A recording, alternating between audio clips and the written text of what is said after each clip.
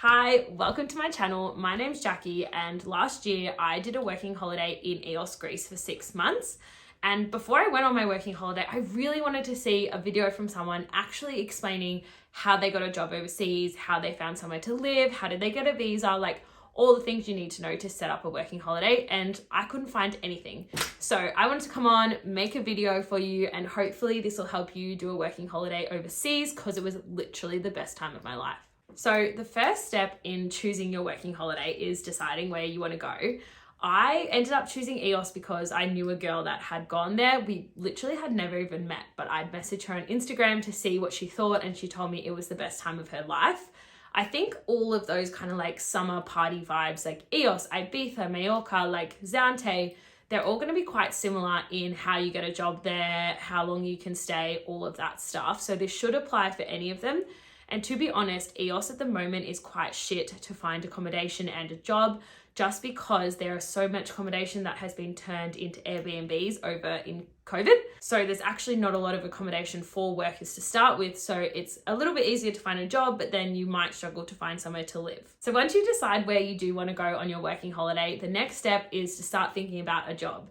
And most of the jobs are going to be in like hospitality, bartending, restaurants, all of that kind of stuff, maybe like selling tickets to events. I worked as a bartender when I was in Eos. That was a really good job. Some of the others are a little bit less well paid. So if you can get a job bartending, it's probably one of the best paid jobs in summer. So once you think about what job you want to do, you're going to want to start messaging some of the businesses on Instagram, if they have a TikTok, any of that. That's the easiest way that I found to find a job before you get there.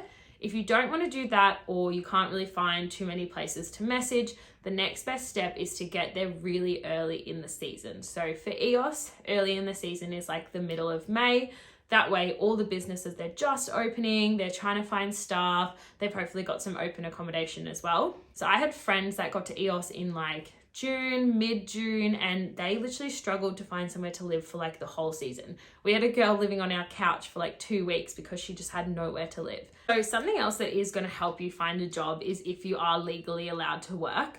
A lot of these places will pay cash in hand, which is great, but if you're an Australian and you're not actually allowed to stay in Europe for longer than 90 days, that can be quite annoying because you can only really stay for like part of the season, not the whole season. So the next thing to look at is a working holiday visa for the place that you're going.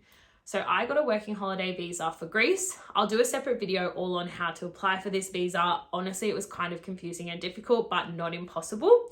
And that visa means that you can stay in the EU, in the Schengen area for longer than 90 days. And then you had to also get a work permit to legally be allowed to work. That was also super annoying. So if you want to hear about that, I can do another video. But it was great because the visa meant that I could stay in Greece for 6 months and work. So I spoke a little bit about accommodation before, and particularly in Eos, accommodation is pretty difficult to find. I think this is quite standard across a lot of these like party holiday destinations, and a lot of the accommodation is not very nice. This is a screenshot of what our room looked like for quite a while I was in Eos, and I don't know why, but people are just so messy there. Like people literally just like, oh my God, some of the houses were literally disgusting, but that's just how people live in these summer jobs.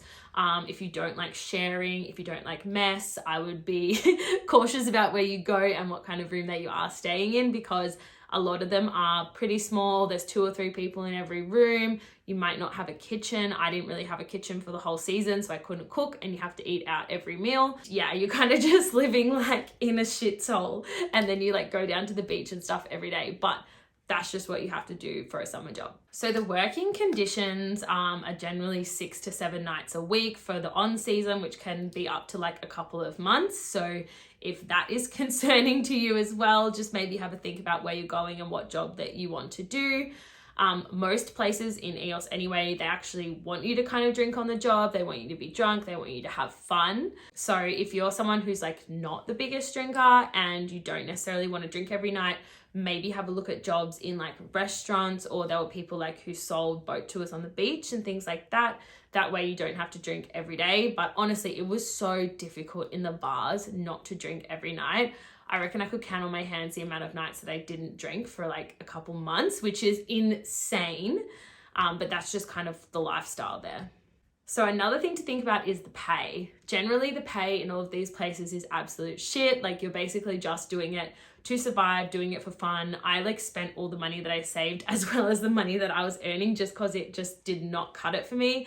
I definitely lived it up when I was there. You could do it way cheaper than I did. I had friends who like didn't have savings when they got there and they just spent their pay. I was getting 40 euros a night to work in a bar, which is not a lot, but you do get free drinks while you're at work, which is super handy if you're going to be going out every night anyway. So you can just get like pretty wasted at work and then like hit the clubs after. But yeah, 40 euros goes pretty quickly, especially when you're paying like around 10 euros a night for rent. So I touched on this a little bit before, but the lifestyle is pretty fucking insane. Like, you just go nonstop. I don't think I got like a full 8 hours sleep for months. Like, I would be working from about 11 p.m. till about 4 a.m. and then you generally go out after work till like 6 or 7 a.m. You'd all end up at the bakery. You'd like eat some baked goods after your shift and then you'd like go to bed. I really struggled to sleep because all these rooms don't have air conditioning and it was like in the middle of the day, it was really hot.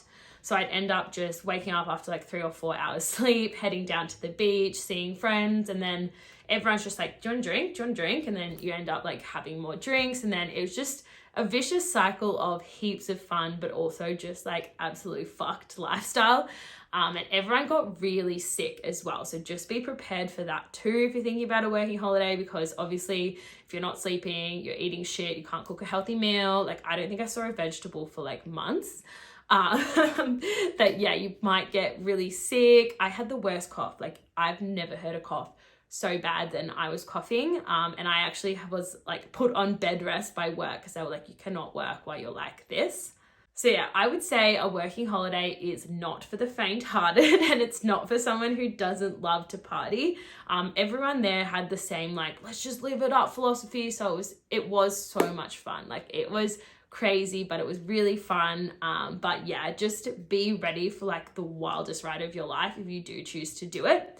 If you have any other questions, please let me know. If there's anything else that you want to know about or you want to know anything specific about EOS. Yeah, bye.